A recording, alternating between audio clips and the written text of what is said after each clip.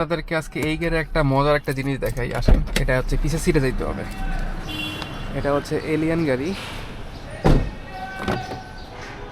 ওকে, আমি এখন পিছে বসতেছি। সব থেকে মজার একটা জিনিস কি, এলিয়ান গাড়ির এই সিটটা ফোল্ড করা যায়। ফোল্ড বলতে আপনি এটাকে পিছে একটু রোটেট টাইপের করতে পারবেন। এগুলোর জন্য ডিস্টার্ব হচ্ছে একটু, যাই হোক। এই যে জাস্ট এখানেতে সিটটা শুয়ে গেল। আপনি চাইলে যে কোনোভাবে এটাকে আরামে এইভাবে শুয়ে যেতে পারবেন। মানে ট্রাভেল করার জন্য খুব মজার একটা গাড়ি হচ্ছে এলিয়ান। আমি কিন্তু মোটামুটি শুয়ে আছি। আমি এই সিটটাকে উঠাই দেখাই নর্মালি কেমন থাকে। ওকে, এইটা হচ্ছে নর্মাল। এটা আমি এইভাবে নর্মাল থাকবো।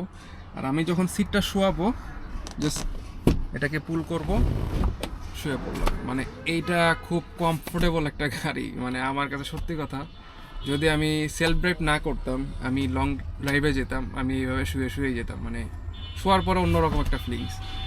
আর মোটামুটি গাড়িটা ভালো একটা স্পেস আছে, যার কারণে আপনার কোনো অসুবিধা হবে না গাড়ি চালাতে, বা পিছে যারা বসবে তাদেরও কোনো অসুবিধা হবে না।